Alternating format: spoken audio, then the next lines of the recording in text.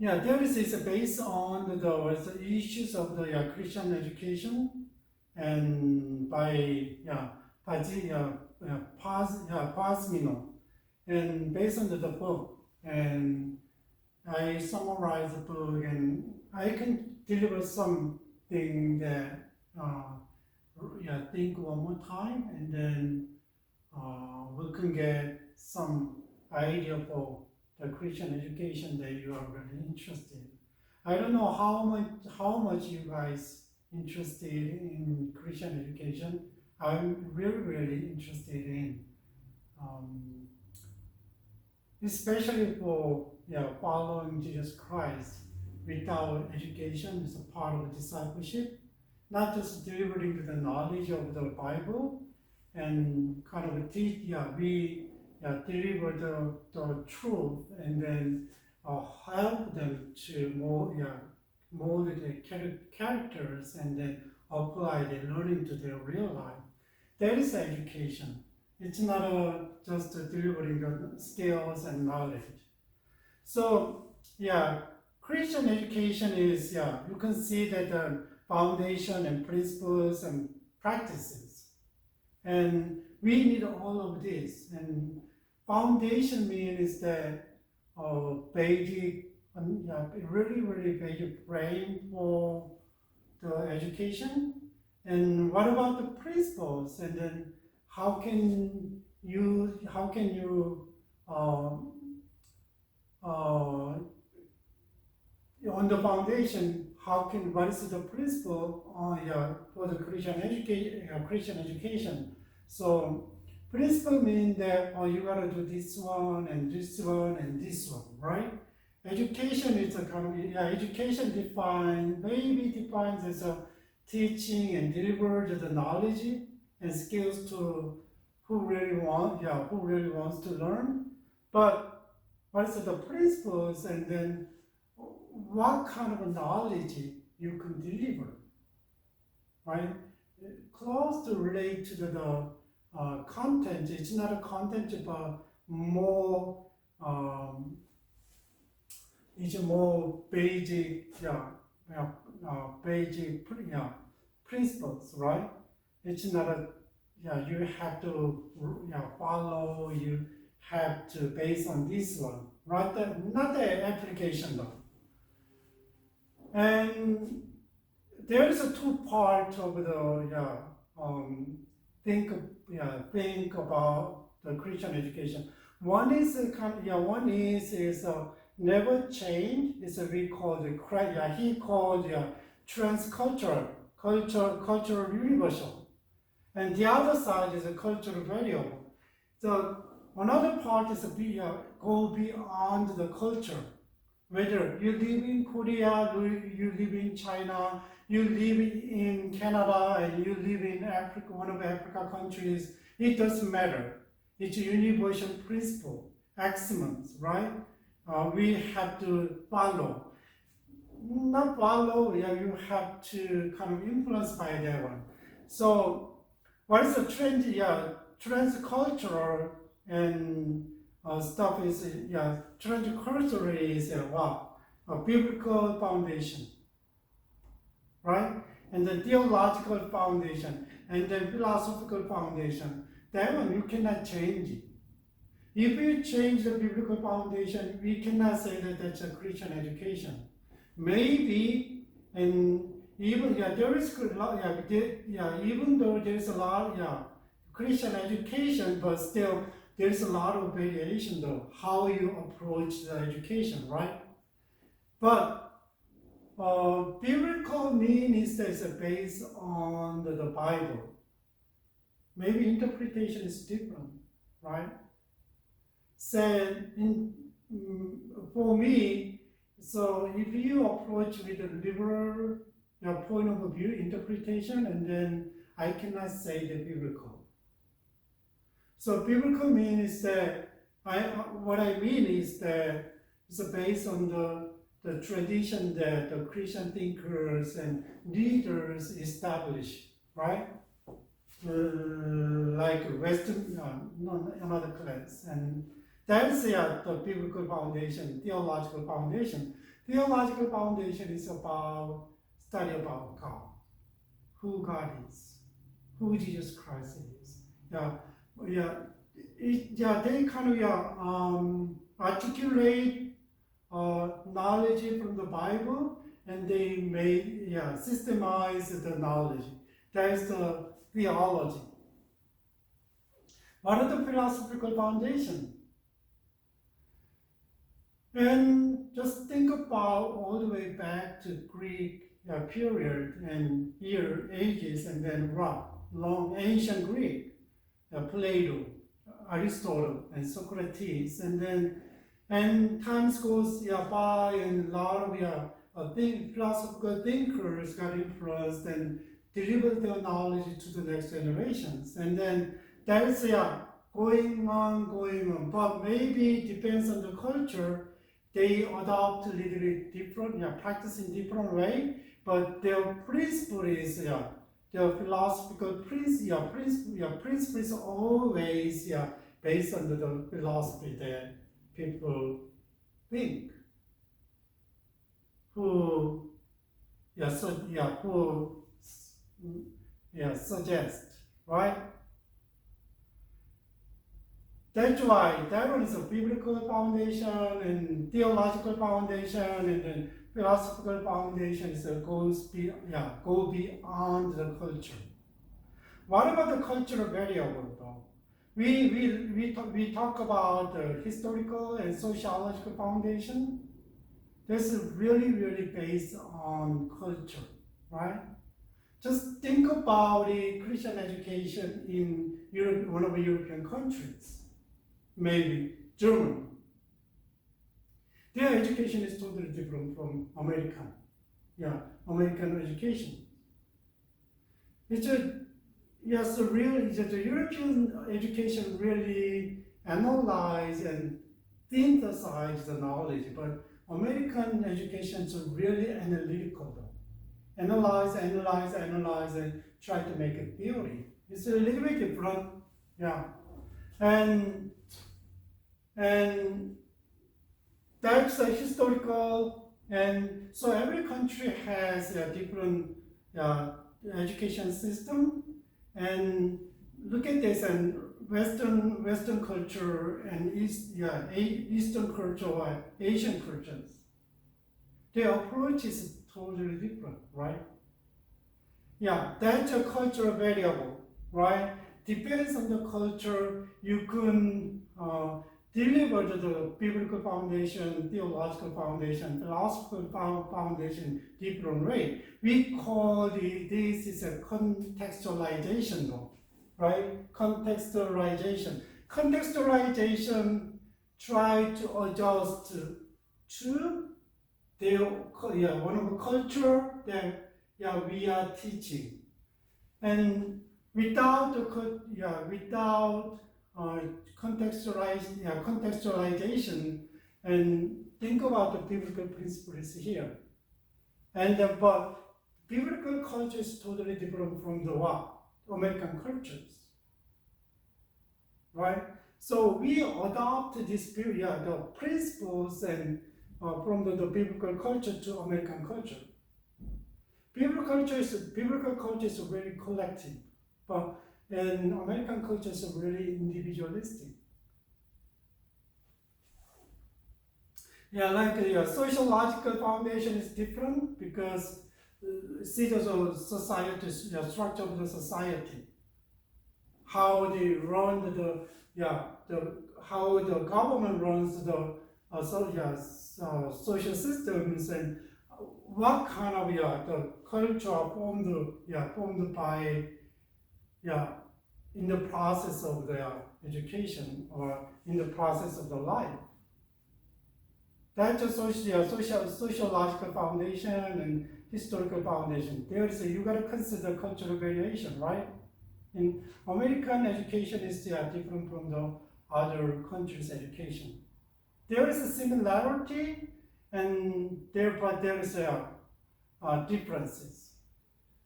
And what about another variable? When you educate people, and there's a personal or group variables.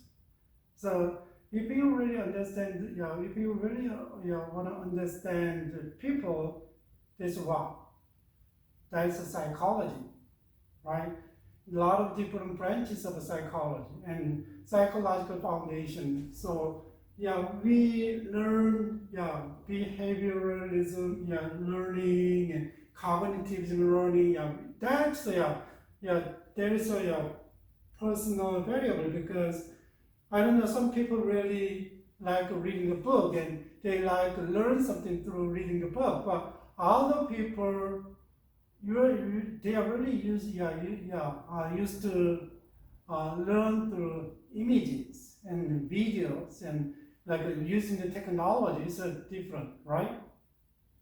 And my daughter said that she's in graduate school now and then she's 23. Said it's a kind of funny though, and she said my generation is totally different from 2000 after. I'm really used to the textbook. I still like paper book, but that after 2000, and they used to tablet, not textbook, right? Not the physical textbook. Yeah, it's a little bit different, right? That's a personal. Sometimes there's a group variable, right? And what about the curricular foundation though?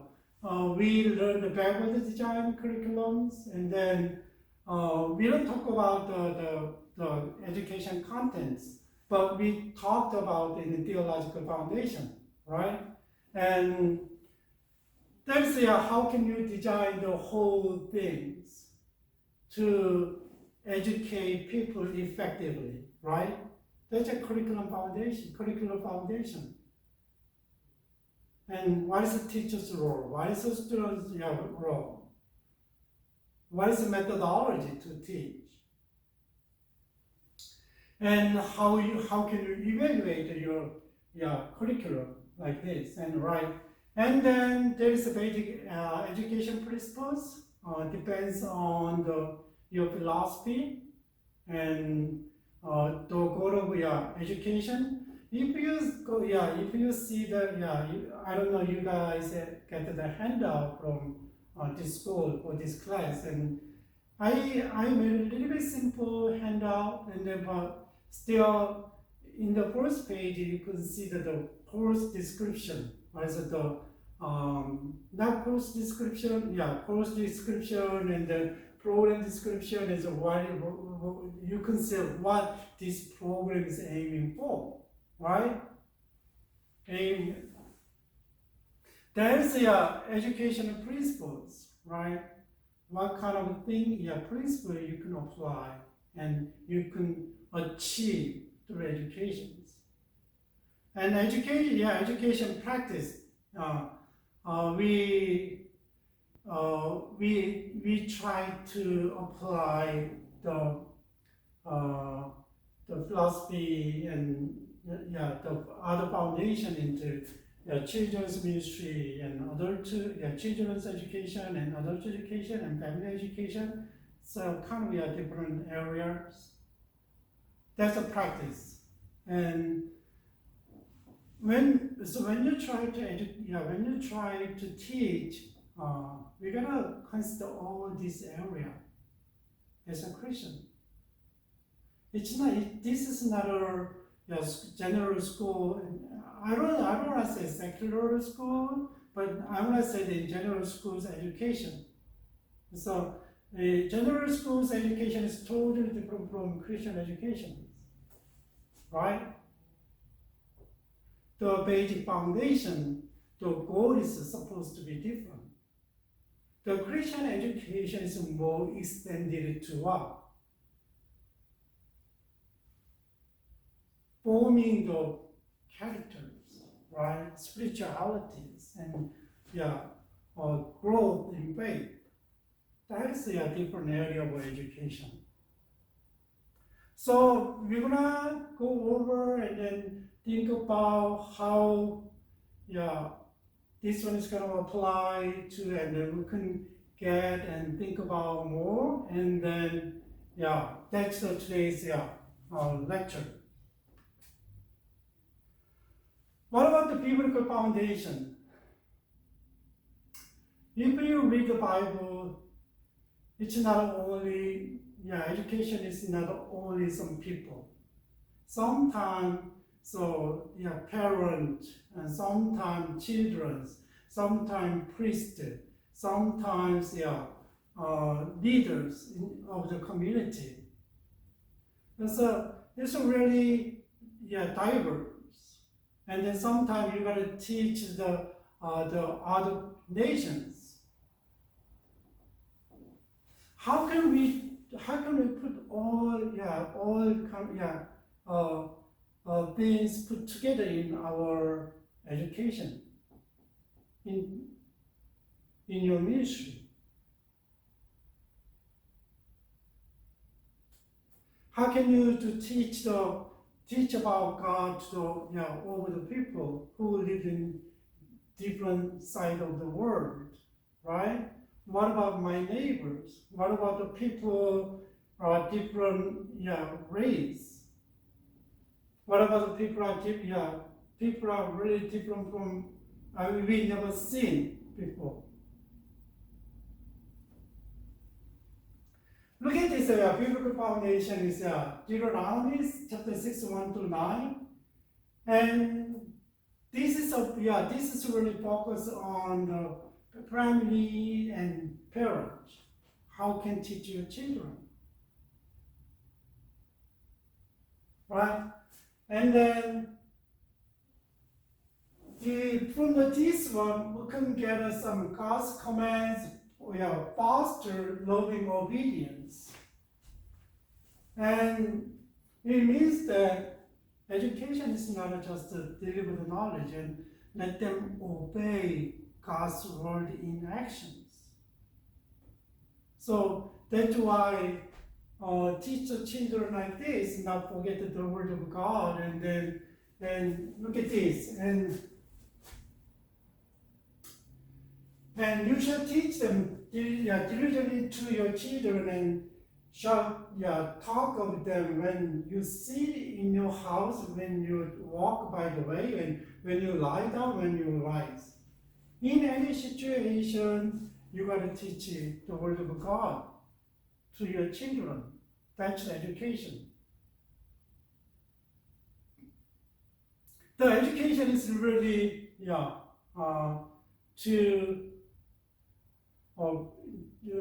to help them to obey God, right? What about the implication or question? This one is how can we do that? This is formal education or non-formal education and informal education. And we can, so formal and non-formal instruction must be deliberate. What is that?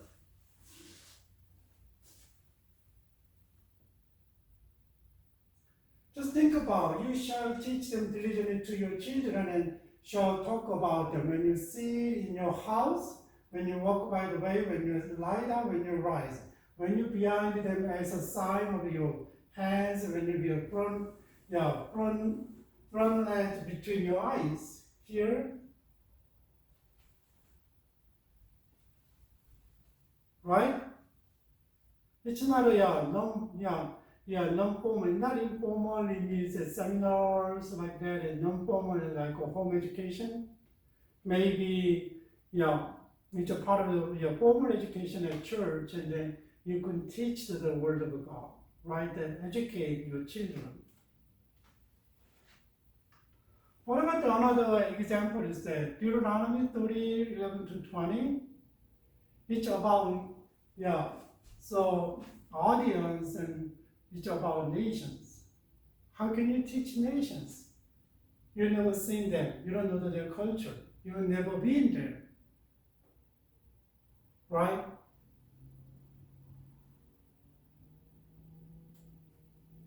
But this one is kind of a decision for the life is offered by the God is crucial. Think about it, even though, and it's different, but some culture don't know who God is. They have a concept of God, right? But different from our God. And that's the way that we can give them the right image of God and right knowledge of God that we learn from the Bible. Look at the verse and this commandment that I command you today is not too hard for you, right? Neither it is far off. It is not in heaven that you should say, who will ascend to heaven for us and bring it to us? And that you may hear it and do it. Neither is it beyond the sea. The word of God is really not far away. It's close to us, next to us. Like this, right? The word is very near.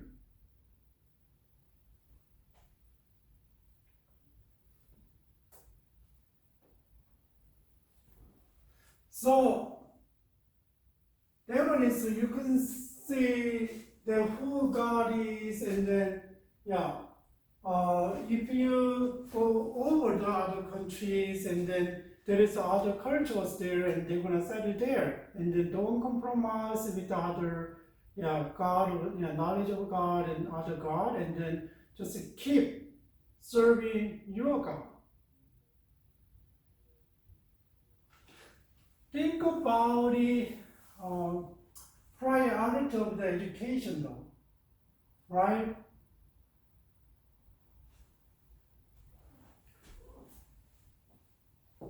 How about other example? And Deuteronomy 9-13, and just when Moses wrote this law and gave it to the priest and son of Levi, who carried the ark of the covenant of the Lord, and to all the elders of Israel. And Moses commanded them at the end of every 7 years, at the set of time in the year of the release, and at the feast of the booth. And when all Israel comes to appear before the Lord your God at the place that you will choose, you shall read this law before all Israel in their hearing. Assemble the people, men, women, and little ones, and the sojourners within your towns, that you may hear and learn to fear the Lord your God, and be careful to do all the word of this law, and that their children who have not known it may hear and learn to fear the Lord your God, as long as you live in the land that you are going over the Jordan to possess. That one is kind of teaching the community, right? So women's, men's, and little ones, and sojourners, and within your town, and they can hear and learn about God. Some of them is never learned. So how can we teach this one in different communities, different countries, different peoples? There is a variation, but still our teaching is based on the biblical foundation and theological foundation and right philosophical foundation. How can we teach? How can we educate people in faith?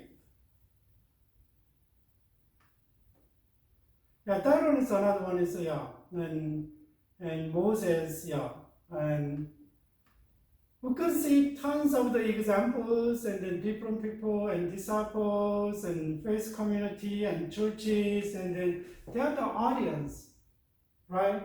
When Jesus said, when Paul said it, and to churches and parents and communities and other nations, and then how can we carry out in our educations? Really different variety, different and variety, diverse and scope of education.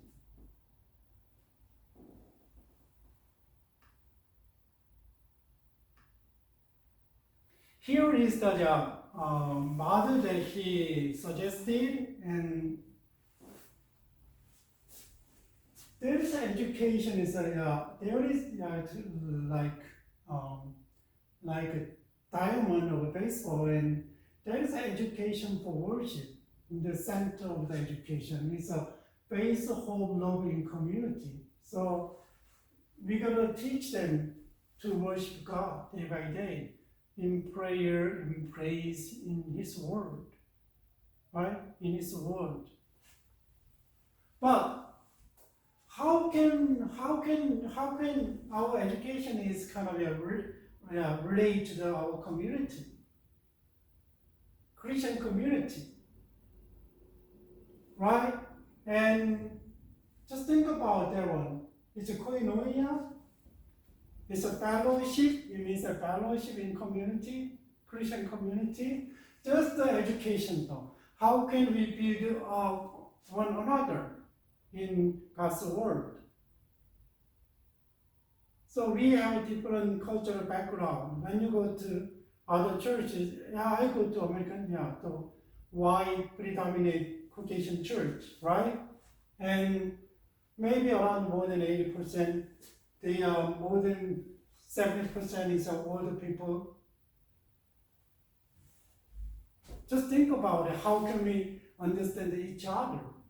How can we are different, our cultural background is different, and language is different, and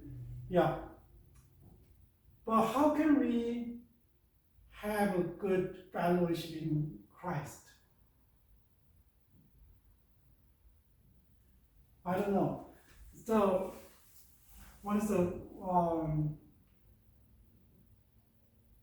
nowadays, there is a lot of and superiority and inferiority in ethnic, race, and it's not biblical.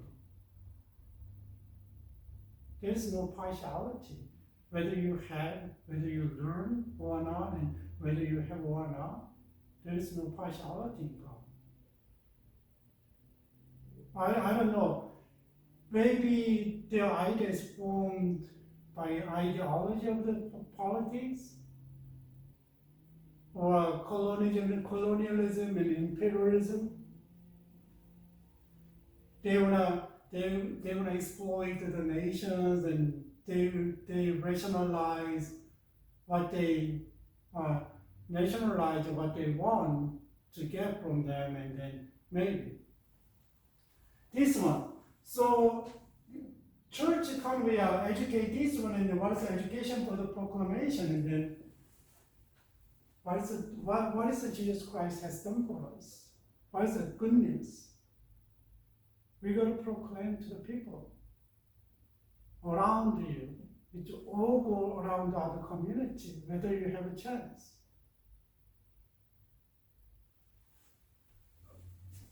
Church needs to proclaim this one. It needs the education of the church, right? What about the education? Advocacy, hope. This word is not all about. We are waiting for the word is coming with Jesus Christ. We saw that as a catalytical, right? It's coming. The end is coming, not right now. That's why we have a hope. There is no evil. There is no wicked, like social conflict. God reigns. Righteous and justice God reigns in His kingdom. His kingdom is coming. That is kind of a hope, right? What about the education for the service? You got to reach out to your community. You got to reach out to people in the local and beyond the local. It means in overseas countries. And this is a ministry, outreach ministry in your community. But it's our outreach ministry. We call it mission. It's an outreach ministry in overseas countries, in different countries. We gotta serve. We gotta teach them the word of God, and we serve them to learn about God. That's this part. how can we all put all together in our Christian education? Maybe at schools you can start the classes, you can start each classes and maybe you can teach and give them idea. But one semester later, maybe some of them get some insight from the class and then they practice in their own ministry at church. What about church? That's why Christian educators kind of support this all thing, support the church to do all things at churches. That's a church. Proclamation of the gospel. And then reach out to people. And my neighbors and then other part of the world. And then still your hope is there, even though we struggle a lot with the discrimination and anti-Christian cultures and persecutions, but we have a hope. We are waiting for something, God's kingdom. There is Christian, we have encourage one another, build one another in faith community. That is we need to do. As when we try to educate and teach at churches, right? That is a biblical foundation. Of course, and what about who's going to be audience? Who's going to be learners? Everybody, from little ones to old ones. Our education is not a stage education, lifelong education, right? That's why church keep teach and help them grow in faith.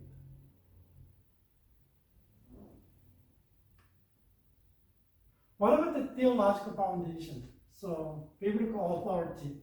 If we don't acknowledge biblical authority, we cannot do the Christian education. Nowadays, they have different critical theories, and nowadays and liberal perspective, and they kind of against the Christian tradition that give the authority of the Bible. So I already told you, and then if you understand stories in the Bible by scientific process and logic, and then they consider it myths. That is a symbolic that teaches something. It's not really happened. They don't give the biblical authority on the Bible. That is we needed that one. And but necessity of conversion. Why we educate people? One of them is if they are Christian, let them grow in God, right, in faith. If they are not Christian, then what? They need to know God, and they accept the God we serve is a real God, and then live in God and worship God. After that, and then they need to grow in God's word, right?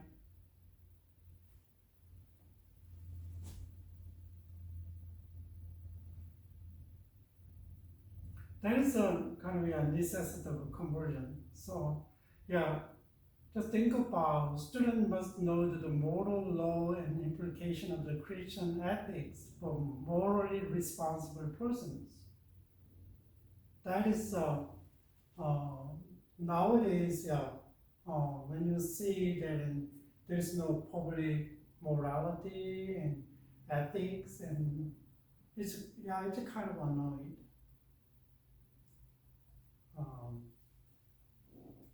But our education is very, very important. Sometimes, we are the part of the world, and then, they are still coming to church, and they don't teach the values of Christianity and the Word of God, but we are not going to be different from people who don't believe God. It means that we are not responsible persons for morality based on the God's Word. So, teachers are really important. Teachers are really important. He needs, maybe you guys want to be a leader and teacher, and then you need knowledge of the Bible, theology. And you got to help them, students, to grow in faith. So really, if you are really devoted to teaching, you can change the student's life. Right?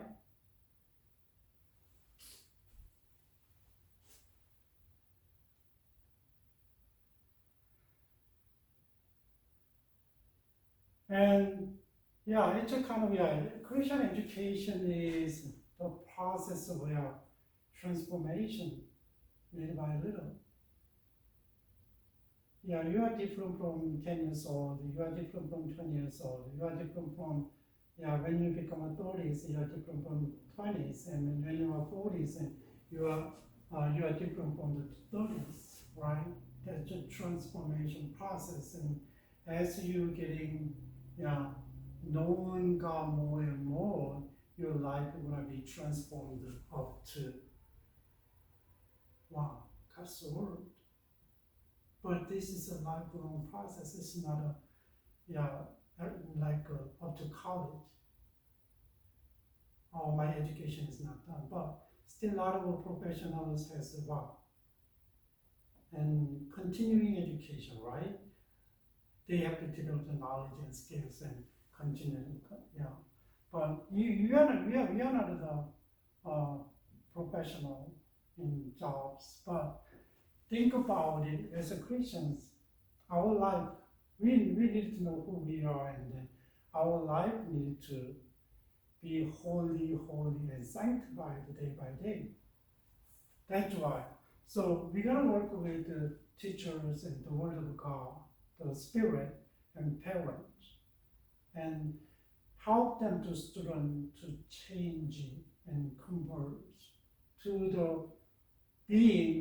the being that aligned with God's Word, right?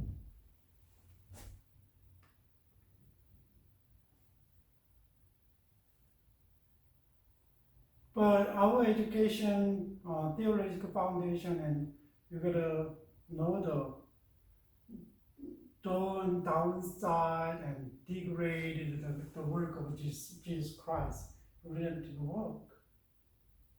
Just think about Jesus Christ's birth, right? People don't believe it, but it's impossible. How can we can do it without, right? Without sperm and eggs. That's right. And how can dead man could arise from now and live forever? It's kind of mystic stories, but still that's the truth. We believe the Bible is the truth, biblical authority, right? So our education really don't omit this return to work with Jesus Christ. This is one of the core content of education. Because of this one, we can renew and we can be a new creation, and we can have different new direction of life.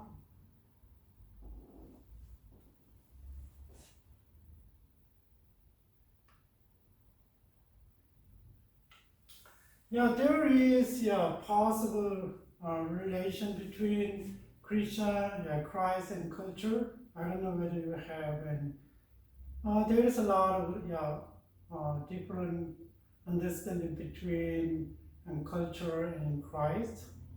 One is there's a 5 examples by Lionel Weaver, and Christ against the culture. It means that was Christ is the only authority, nothing comparable to Christ.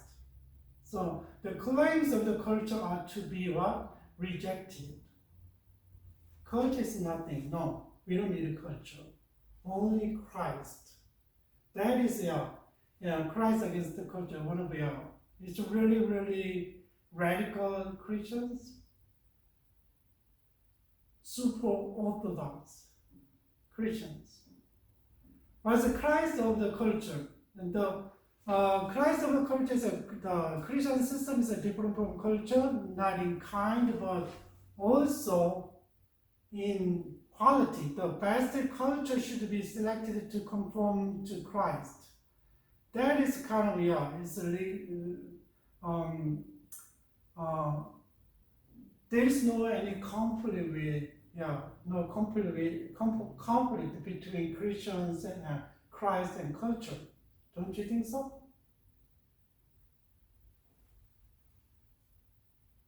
So they believe that the Christian culture, truth is equally to culture, cultural truth.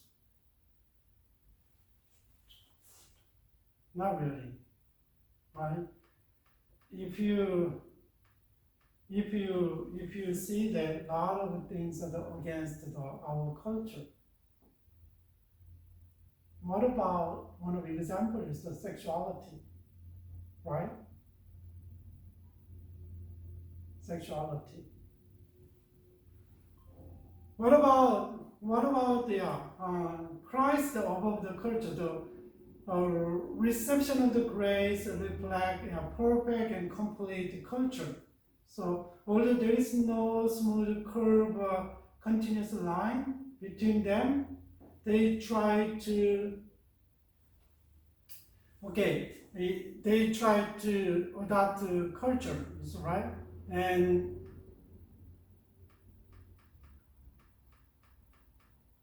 basically, they said culture is good. What about the Christian revelation? What does the Bible say? Is the culture is good?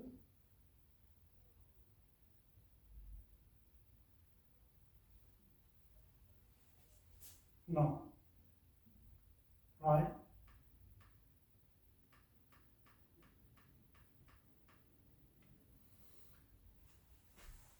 And that's why there is they try to synthesize Christ and culture, right? What about the Christ and culture? Christ and culture in paradox, like Paul, Luther, and both authorities to be obeyed, but believers therefore lives with the what's attention.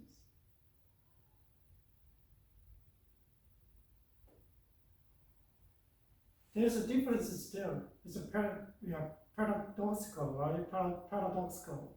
There's a difference, but you cannot belong this one. And it's not comparable. It's totally different world. That's why we gotta live in the tensions.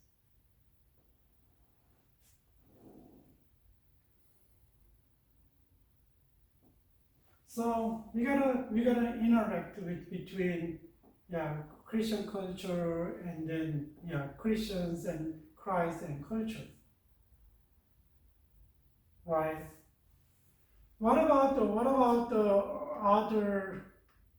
other the Christ transform of culture?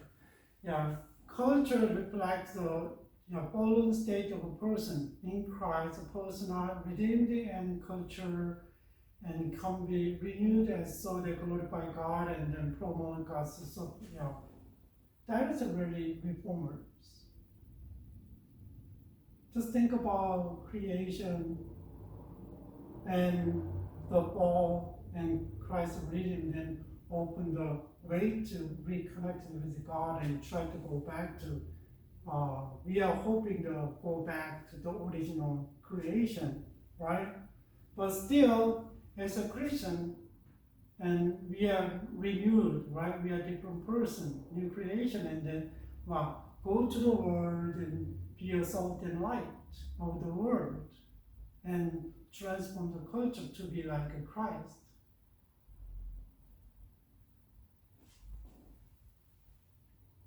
Yeah, that's what we call the conversionist. Conversionist, Just think about it, how you think about which kind of position do you have. You have, right?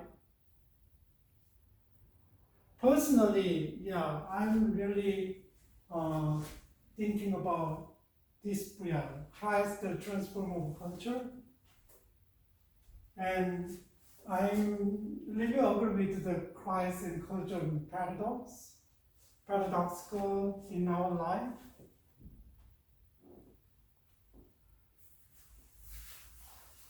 So it's not easy to apply our faith in daily living, because our faith is sometimes cultures change and totally different in different culture and different generation, right?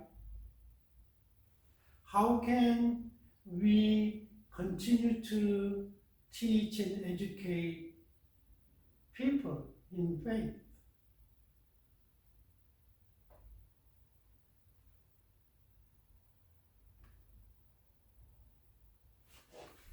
There is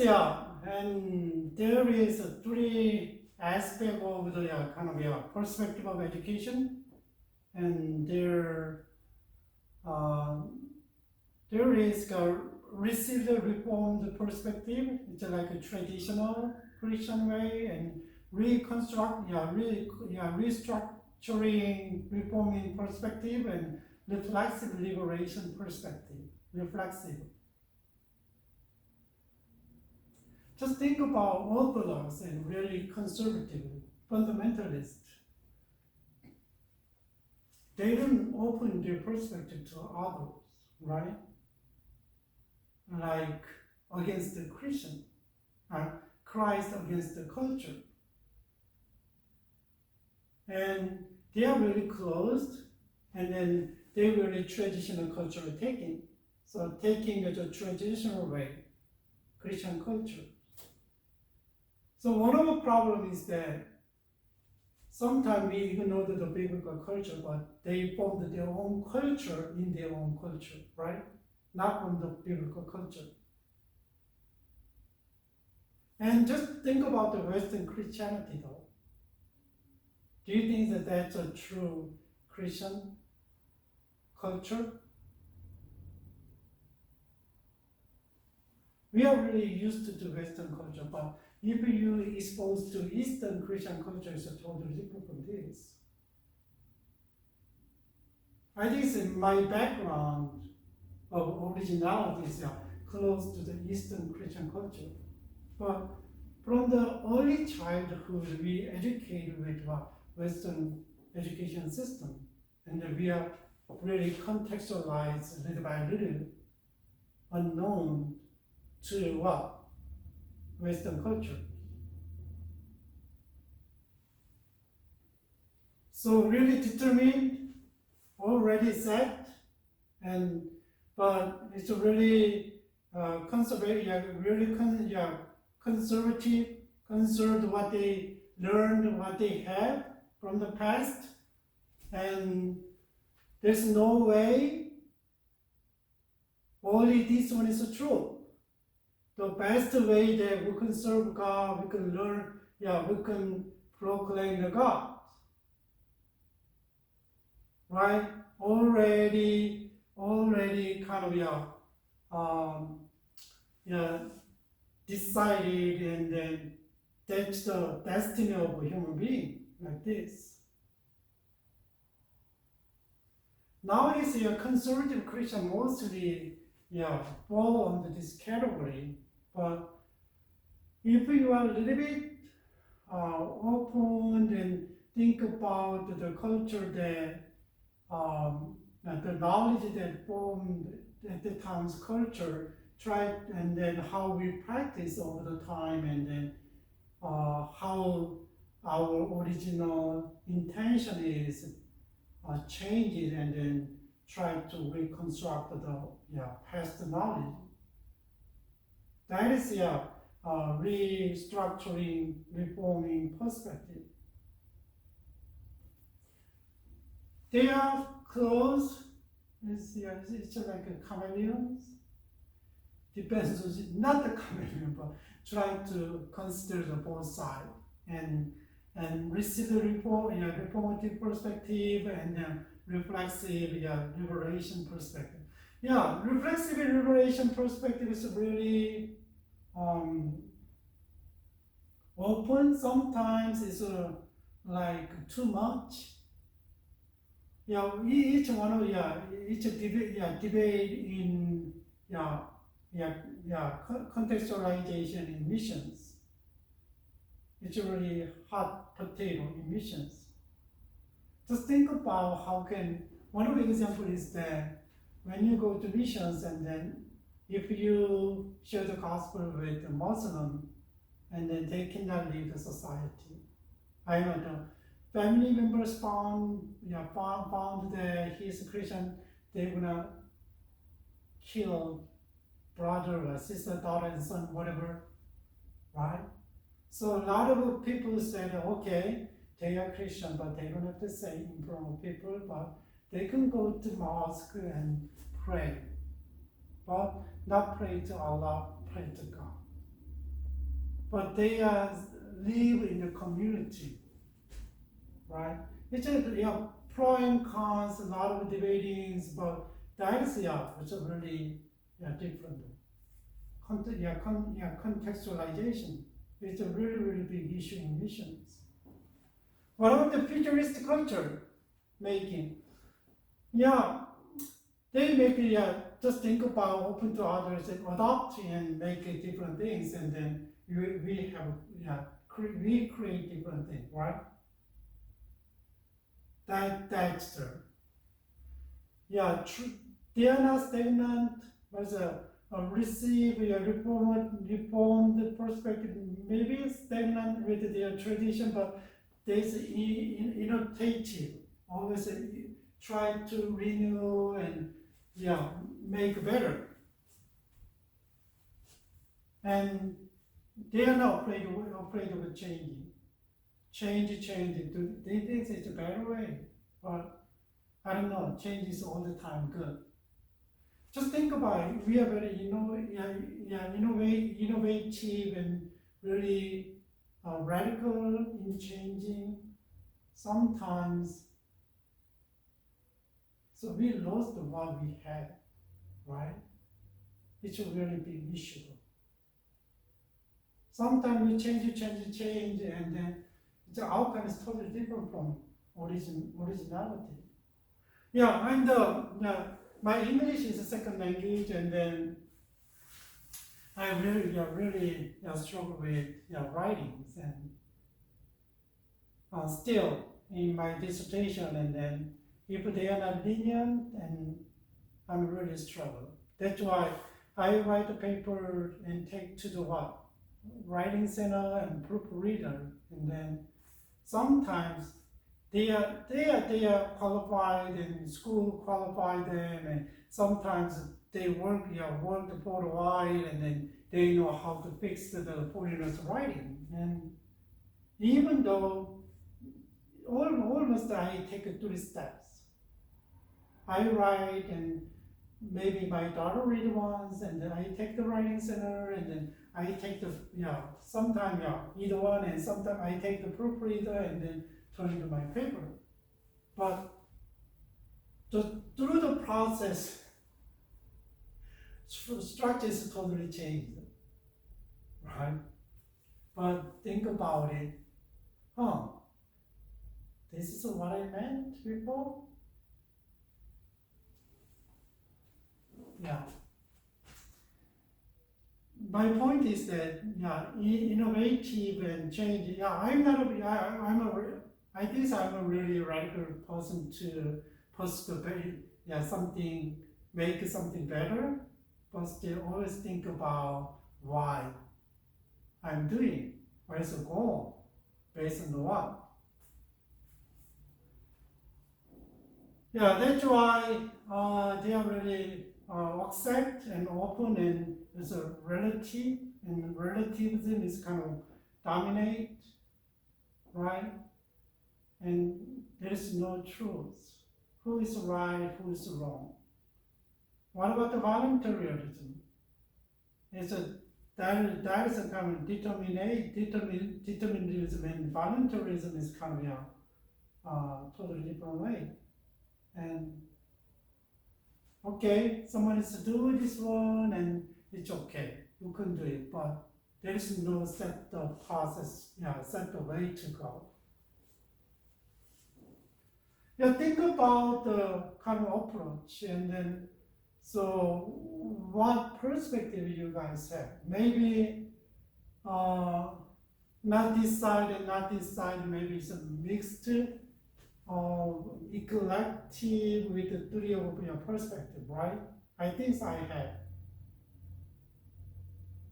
But what I keep to really like, reform the perspective, and what areas I need to go further, like liberation perspective. That's I was struggling. So if we just keep the tradition, and I know we can keep the core of our gospel, but think about, and now generation is culture is really liberation, have the liberation perspective. I'm right, I'm feel good, I'm happy, just do it. Right? That's the way that people are doing now. Generation. They don't think about other people. What about the, that's why we gotta really know that what Bible said, what is the biblical values on the Bible, right? And how can we apply in different contexts, different culture?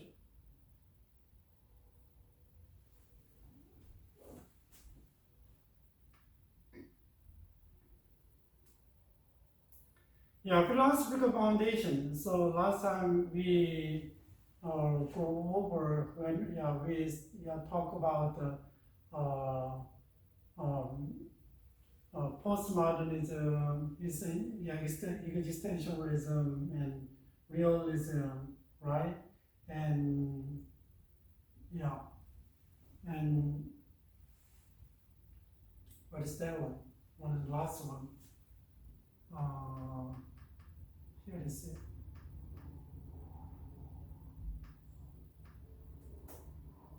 Idealism. Yeah. That had the philosophical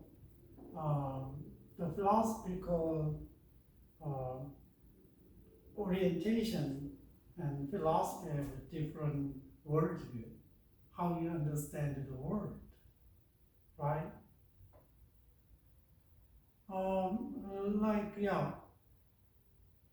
Maybe there is a main philosophical influence you guys have, but I have one. But what about the how you adopt this philosophy as a Christians?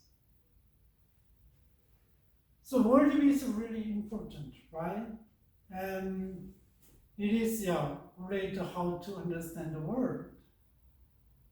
And author Holmes and then suggest an overall worldview that has the following characteristics. Just think about it here is, and then has a holistic goal, trying to see every area of life and then thought, integrated passions. Okay, there's a big pictures there, and include and small things, big things, right? Integrate way. That's worldview. The worldview is a perspectival approach, approaching things from a previously adopted point of view that now provide integrated framework. It's not just worldview is not a suddenly drop on the ground from heaven, right? It's based on the previous work. Just think about how Christianity is developed, how they got influence from the Mesopotamian culture, and how they influenced by the Greek and Roman cultures, how they formed, and then how they lost their essence of the faith during the Dark Ages. And what about the protest of the nominal Christianity at the time? There's a reformist, right? After reformist, we found a new way, and there's a Protestant, and then they try to understand the Bible more, and the Bible is popular to ordinary people, and then they can see the Bible, read the Bible. After that, nowadays, liberalism is coming up, and then came out and kind of suggest and teach a different way of the Bible, right? Just think about it, and they don't even know the past. What about the worldview is explorative process of probing the relationship of the one area at the other, the unifying perspective. Almost same this one and holistic goal, and this one just explorative process, right? And see and examine, right? What about the pluralistic in that the same basic perspective can be articulated in some different ways? That is a pluralistic, right? It's not a pluralistic mean that, okay, there is a top of like this is a heaven, right? Pluralistic perspective is like this is going to God, and you can go to this way, you can go to different religions, the philosophy, and like this. It's not a pluralism. Pluralistic here in the saying the basic perspective can be articulated in some different way and apply in different areas, right? That's the worldview. Just think about Christian education. The Christian worldview. It's a basic, big holistic picture is there. Right? So creation, the fall, and redemption. But this principle is applied to education. This principle applied to economics. Right? This principle applied to what? Ecology, like this. It's a really different area. And family and relationship.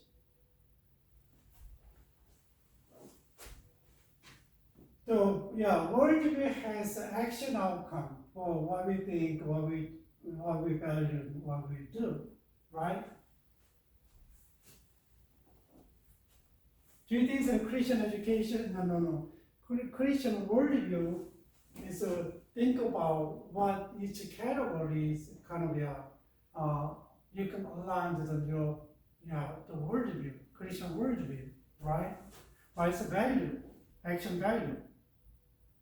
How do we think? It's not just knowledge. It is not just philosophical knowledge and frame and orientation, but this is your life, right? this world is your life. You see the world this understand the world with this land. It's a deep down inside your mind. We cannot see. It's an abstract kind of a paradigm. It's formed by your education, your culture, so family environment. Maybe your world will change, and if you have a traumatic influence in your life, like some people, some people are non-Christian people, but something happened and dramatically, and then changed to Christian, and then the world will change because they accept the new world. But still influence the world will influence in him. Right?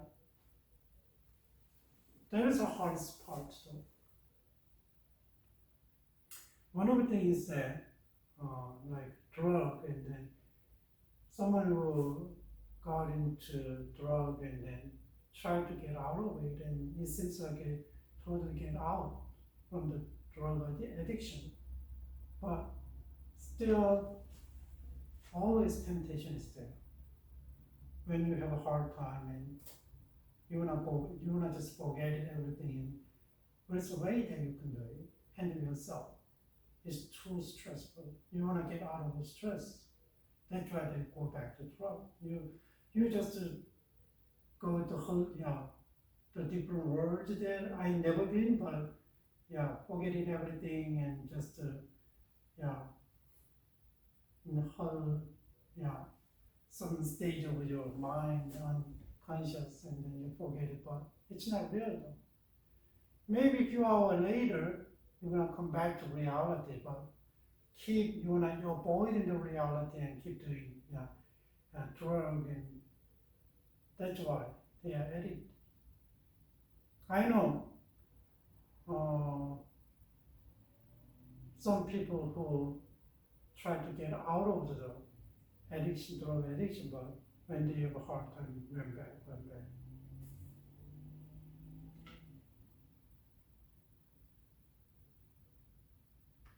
The world is your life. Right? Your life is based on your worldview. Just think about your background, family background, your cultural background in your country. Maybe every province have a different cultural orientation, but it's like a small country, Korea, and has one really mono cultural orientation, and then influenced a lot by the culture, right?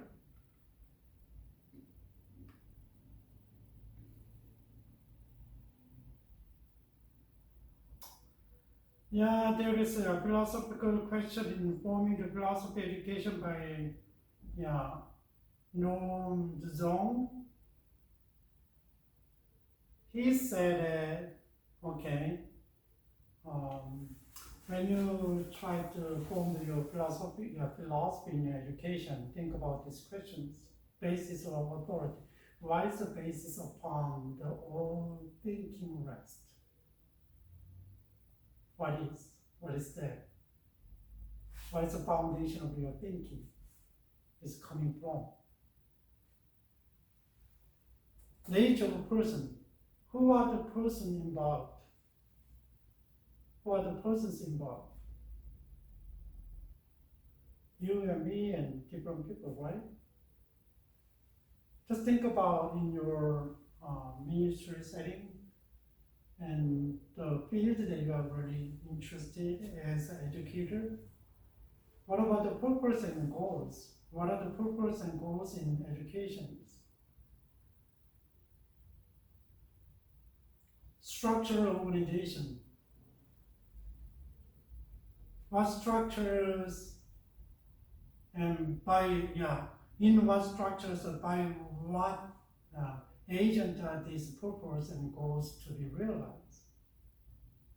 That one is really important too, because if you have a different philosophy and different goal in mind, and then if you work for a organization and has a different philosophy in mind, a goal from you, it's really hard. Implementation with what resources, tools, and methods with the purpose or goals of education being implemented. How you evaluate how well things being done. That one is kind of curricular foundation. We already mentioned these kind of things, and then there's our philosophy is very important, because this is a basis for the what? Your knowledge orientation. It's from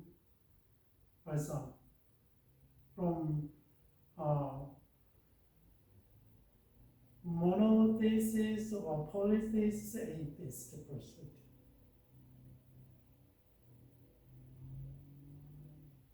Yeah, totally different, right? So, yeah, just it's a good things that question and to people you engage education or people you design curriculums.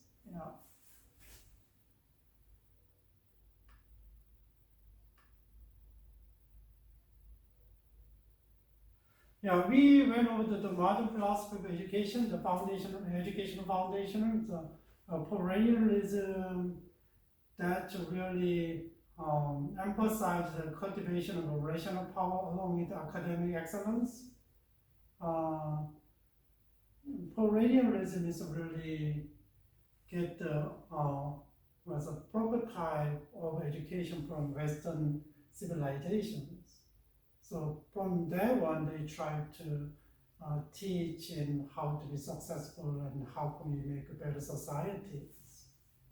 So affirms intellectual and spiritual and ethical purpose in education. So goals are the transmission and assimilation of the prescribed body of classical subject matter. So really cling to the classical education, right? But it's based on the Western society, cultural civilization.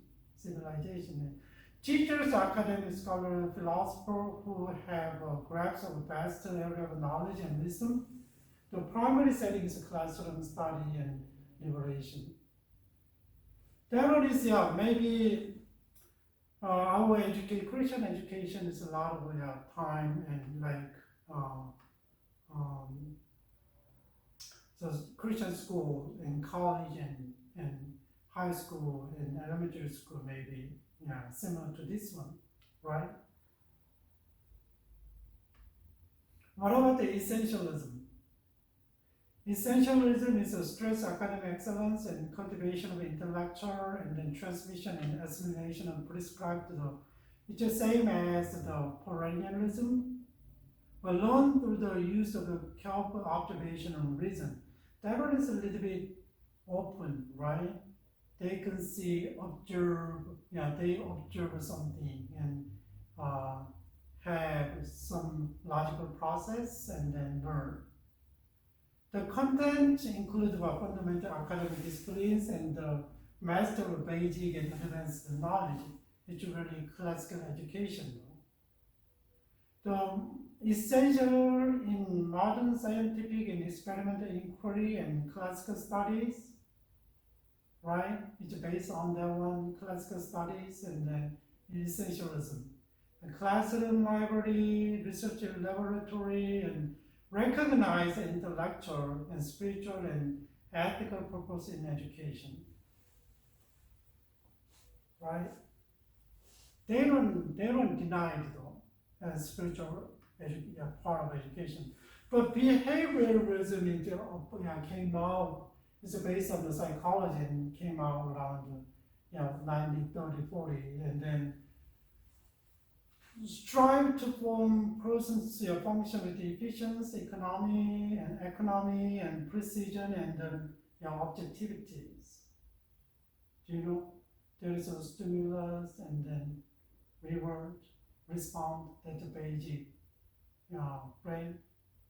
That's why in education is reinforcement is really important. When they did good and then that's operant behaviorism, right? We learned in education, the psychological foundation, and then reinforcement is very reward or reinforcement is very important. But Christian education is not sometimes maybe reward and reinforcement makes very effective, but not all the time. I wouldn't say never, but I hardly use the reinforce and reward in my kids' education home. I told them, you can do a lot of things if you want, but like study. So I mean the study, and like not activity is a part of education, but not activity and traditionally and studying, and then just study is a basic responsibility. Whether you're good or you're not, and then that's your responsibility. So you gotta take care of your study. I don't want you to get always A, perfect scores, but you gotta do your best, whether you're good or not. And so I don't have, my philosophy is about children education is not conditional. That one is conditional. You gotta set the condition, and then if they satisfied, and then and achieving the level, you reinforce that. So my kids said, oh yeah, if I good at my study, my parents are gonna buy a dog like this. I never done that.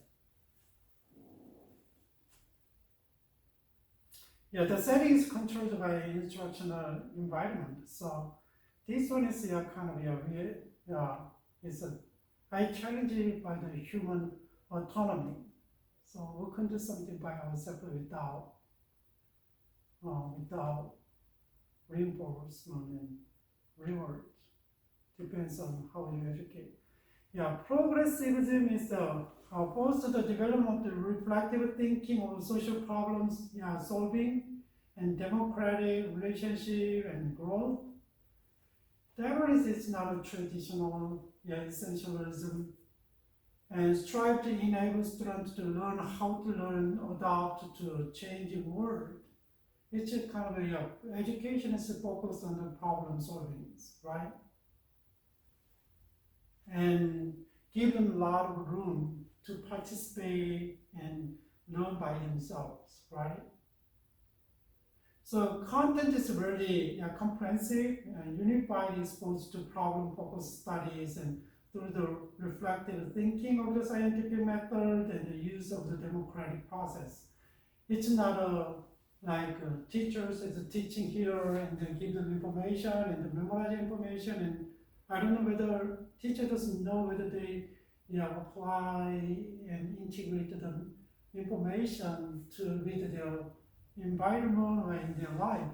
They don't care about it, but this is very close to their one, right? Close to the problem and their face. And give them a lot of freedom to explore the problem and solve the problem. And teachers is kind of maybe mentor or maybe helper roles. Play roles. So encourage a sensitive to student experience and needs and interests along with the concept of the cooperative learning. That's a progressivism. Progressive is really different from the essentialism, right? It's very different. Existentialism is a little bit progress from the progressivism, and just think about emphasize the inner search of the meaning of one's own existence in the realization of authentic personhood. Who are you? That's the meaning of life for me. Try to question about in different situations, especially hard situations. Just think about all these, World War I, World War II, and 50s, and go through a lot of things, and the philosophies coming up. Centers on the themes of the human condition with the learning activity free of the rational constraint. It's a kind of open. So we are really, my generation, and I don't know you guys' generation, really influenced by modernism, right? Set and logic and reasoning, scientific method. But this one is not, just think about how can you explain pursuing the meaning of life with the scientific method? No.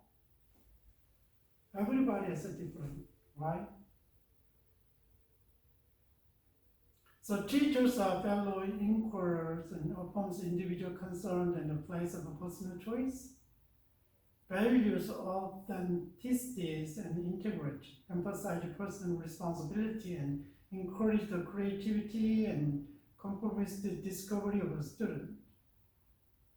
Against the conformist tendency of the modern society and acknowledge the presence of alienations, right? We are alienate, a lot of people alienate from the society.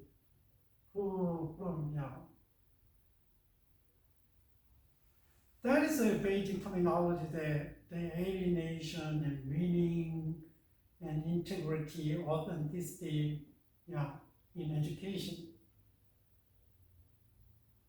But this is a kind of hard for the classroom setting, I think. I know some European countries, and not every the public education, but private education kind of setting up this kind of a setting, and then they try to educate the students.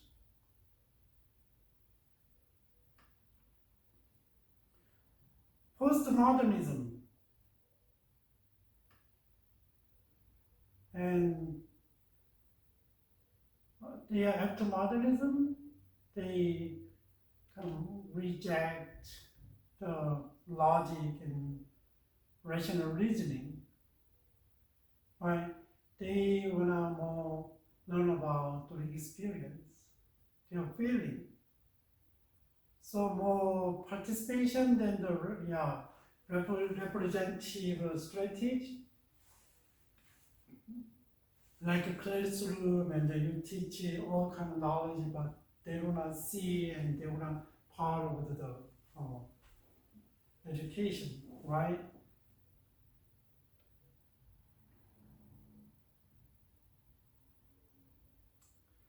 Sorry, that's image, right? Image, sorry.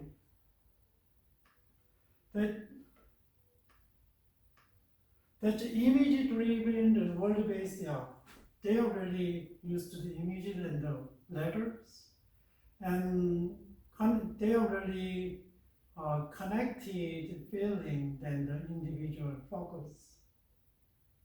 So really need trustworthy resources, and they are different from other generation, and then really patience. That's nowadays in education is a basic trend of the education, and there's a psychology nowadays. It says there's we already reviewed psychological approaches there, but just think about, and most education they show then they teach about and knowledge and right and like this, and knowledge, academic knowledge and spiritual knowledge,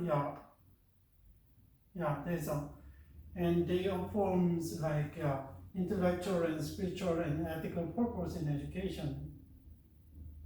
They do, but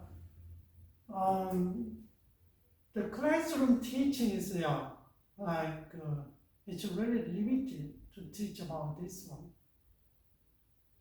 But we gotta know that this one is a basic kind of a educational frame that you can use.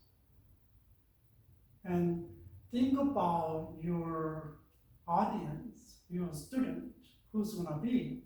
Maybe if they are like 60s and 70s, it's better for the essentialism approach.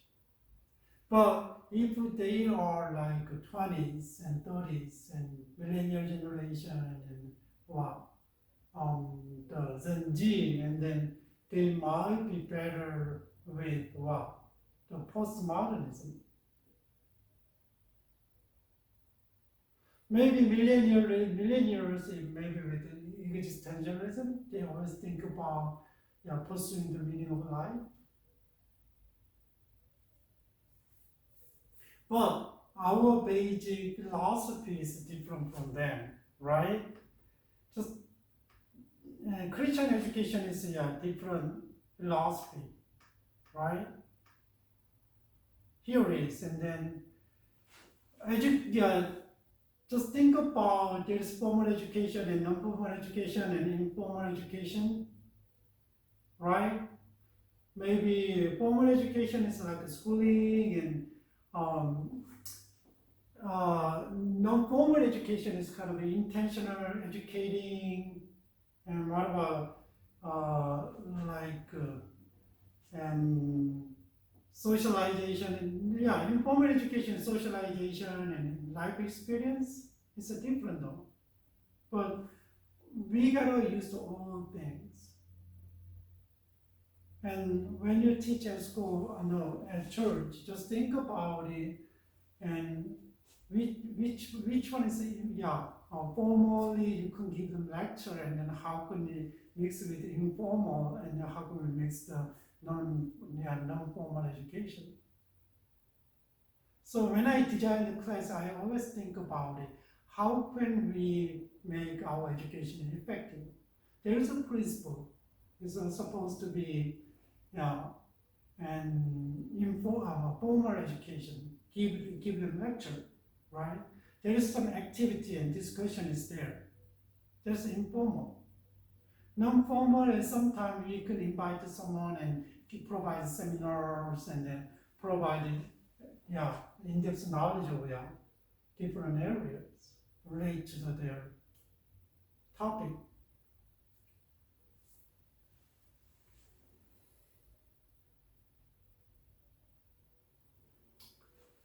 Christian education is I emphasize and over, and this is Bible-based education. It's not a philosophy-based education. It's not a science-based education. This is really natural law basis. Natural law is kind of really focused on the morality, ethics, but still provide the skills and knowledges, right? And there's another agent of education, the Holy Spirit, who is with us and who is empower us and who can help us to understand and learn about God's Word. And teaching and learning process is there. And students involved and teachers involved. How can we work together? Parents are involved, right? Church are involved. Just think about whole things, and then there is a God's portion, God's part is here. We have a basic direction from the Bible, right? Bible is here, and I know this we cannot separate from the God, but there is the Spirit who gives us enlightenment, or spirit of enlightenment, and then help us to do that. And there's teachers and learners and churches.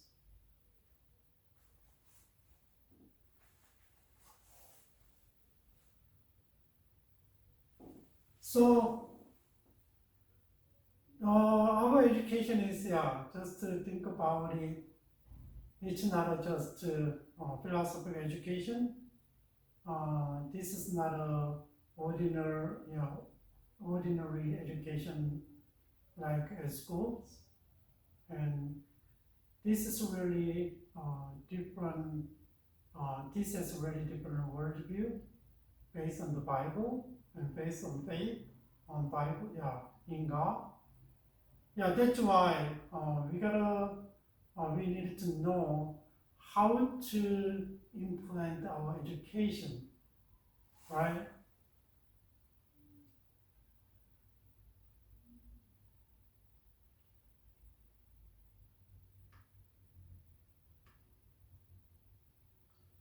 So the focus side of education is just think about it. There is God-centered, meaning that based on God, Christ-centered, right? And we need guidance of the Spirit, the God-centered. What about content? What we're gonna teach? What value we're gonna teach? What knowledge we're gonna teach?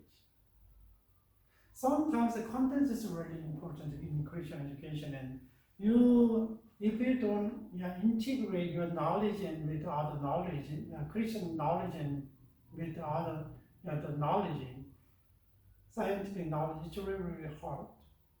So we need to know how to integrate the knowledge and teach the subject in our perspective. There is world perspective, but there is a Christian perspective, right? That's why. And what about person-centered? We don't just deliver the knowledge to them, right? We try to mold, help them to mold their character, like God's character and Christ's character. It's not a problem-centered, right? They are created, human beings are created by the image of God. That's why they have a dignity. So, right, we try to help them to renew their dignity redefine their dignity in God, and help them to live with their dignity, new dignity. But it's not just for personal benefit, but what about society oriented? And then if we don't practice as a Christian in our society, what is the benefit of education? How can we glorify God? Right? Just think about it. And Christian education is to serve, not to take advantage of the societal system, and not to take advantage of the people, and not to make a lot of accumulate wealth and cheat and lie societal systems and people. It's not about it. How can we serve? That is our goal of education. Some of them have a really great, excellent, great capacity or ability to serve, like laws and medicine, but other people have a different heart, like they can serve as social workers, and some of them educators, regardless of how much they paid and where your heart is. So how do you call it to be served? To serve, right? How are you called to serve? So just think about it. content and persons and society. But in the middle of our focus is always relate to the God center, right? Historical foundation, we learn and then just think about what causes the awakening, renewal, and renewal in godliness, or how did educational effort foster the development. Just think about the past philosophy and educational trend and big events and influenced on people in terms of education. We gotta evaluate them. How did the Christians effectively relate to their faith, to their culture, and how did they educate for their living faith? Right? How a person's needs effectively addressed, and then what biblical demands were formative in this response. How biblical virtues and demands interpreted and applied in particular setting. Just think about it and what vision and conception and rationale and grounded effective educational work. That's we can get a lot of insight, and that's why we study history. So we go over the Christian education from we don't focus much about the Old Testament period, but we just when the education started, we already see saw it, right? And just think about it, and our classes gives a glimpse of that one, of how they engage. But if you get more insight and more research and more study, you need it. What about the sociological foundations? What about culture? Right? What's the attitude about culture as a Christian? Like the Bible approaches we already talk about, and what about contextualization and decontextualization in culture? Contextualization, we try to assimilate to the culture and then find a way to teach them in their culture. That is a contextualization.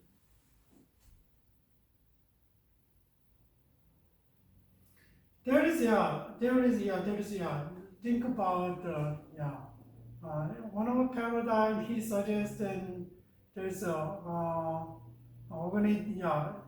think about organization and society in general, and culture and knowledge. They are connected together. It's mingled together. It's not just separated, right? That one is an expression of embodiment of the corporate, that's the organization and society in general. There's an expression of the corporate life, but this one is a knowledge and culture is an intentional realms of the corporate life. There's we can work in this area though. How can we build the culture? How can we teach the knowledge? And then this one is coming out to the action outcome in organizations and society, right?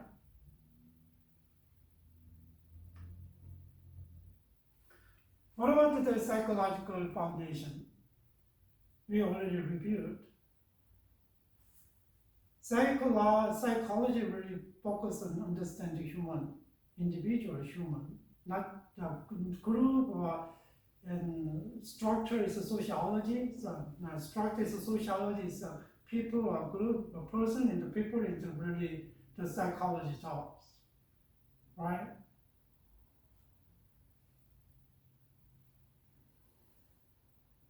Well, just think about it. There is the diagrams here under the God's sovereignty and the grace, and then there's a nature and maturation and learning is a kind of a maturation is a not risk is a as you getting mature and then maybe your learning scope is bigger and then learn a lot and kind of influence each other and your experience kind of contribute to maturation and then give them learning process, right? But experience projects in tendency, well, from learning and your experience and environment is here. So heredity and it's a given nature, but what is the environment and nurture by society, by families, by cultures, right? There is just a very important two factor in education, right? What is the inborn and what is the nurture?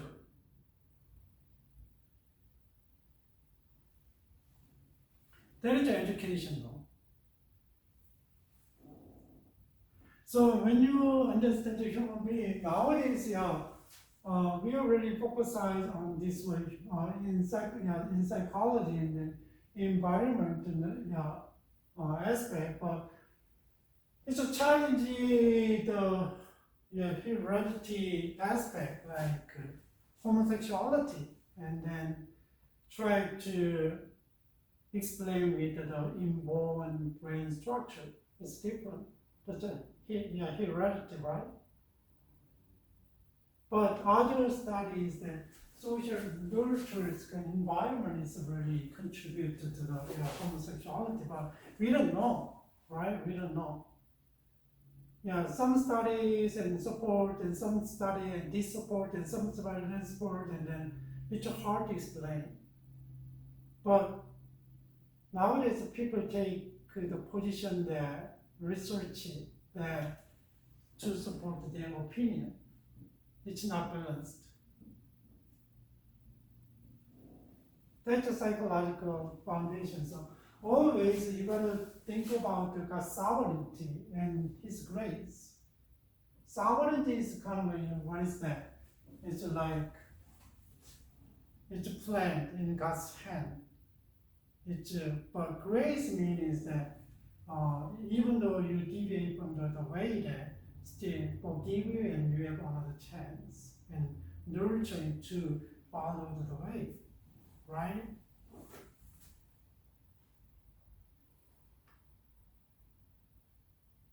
What about the challenge for Christian education in 21st centuries?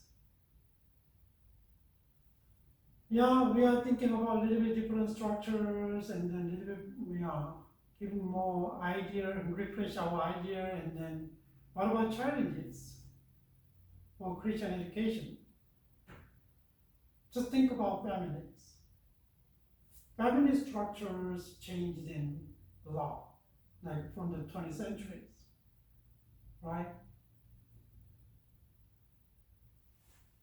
So nuclear family is really popular, and then nowadays and father figures kind of fading, and single mom, single parent family is growing, and divorce rate is growing, and abusing is growing, and just think about the family definition is challenged by society and people, and then what about the marriage? What about the sexuality? It's a challenge. What about the politics?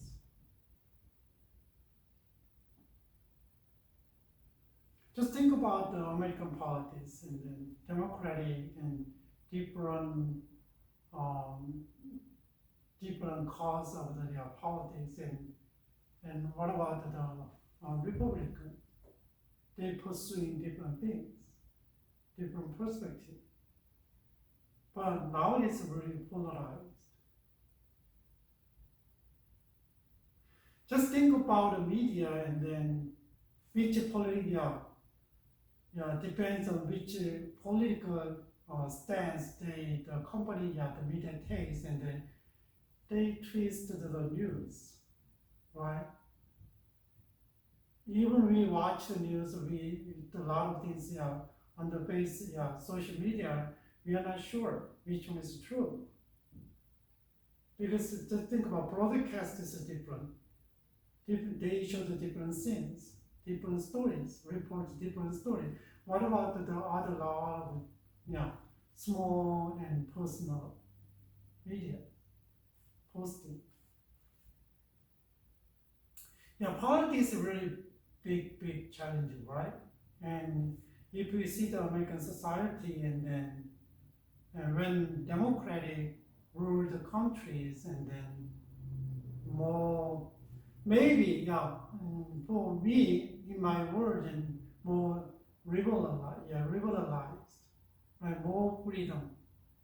And means that sometimes, it's a little bit like homosexuality, and then usually we are still under the biblical value, but not now anymore, right? Like this. What about the pluralistic trend? It's not just a difference. They see the Christianity is really absolute, their absolute truth, right? But think about nowadays, a lot of they try to communicate with the other religion, and they try to embrace the societal requests like homosexuality. And churches kind of challenged a lot, right? They cannot voice out relate to the politics. Then I go to a white Caucasian church. He never talk about, my pastor never talk about divorce and never talk about homosexuality, but he talk about pornography. That was really related to political issues, right?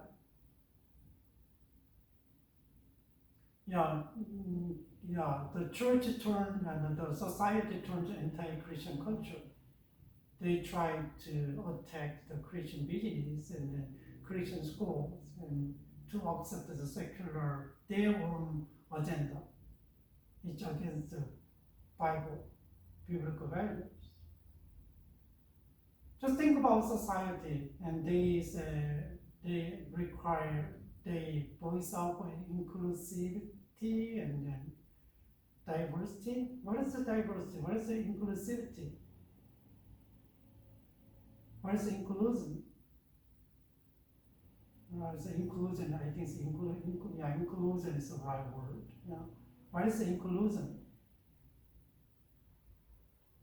I don't understand what that means when people say about inclusion and diversity, because they don't want to embrace people who are different from them, but the Christians have to embrace people who are different from us.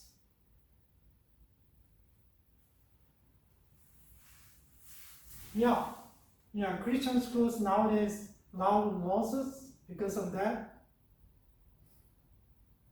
Keep challenging, right? And maybe nowadays a lot of Christian schools have subsidized for government subsidized for students, and that's why they don't have enough. They have a grant from the government when they go to private school, and then still but one of the schools around here, they don't get the government and try to little bit modify in different way and without support, and then but they give you more credit, free credit to finish school, the requirement, religious classes. So it's not easy though. It's not easy, but still we have a lot of issues and challenges to solve and overcome for our Christian education. So I think this is a good opening class for you guys, and then trying to show you a lot of your basic foundation of Christian education, and maybe if you are interested in maybe some classes more in depth of knowledge, open in depth of knowledge, and then you can have read more books, and articles. So if you talk about education in cross-cultural education, in cross-cultural Christian education, I'm really interested in, and maybe Christian education. So just let me know, through the office, and then just try to contact me. And maybe you guys are not here, and then I don't know when we can see each other, but still, we can communicate each other. Okay, so get to my number, and then text me who you are first, and then I can pick up your phone and email, whatever. Otherwise, now there's too much commercial call and scams, and then I don't pick up the number that I don't know. All right.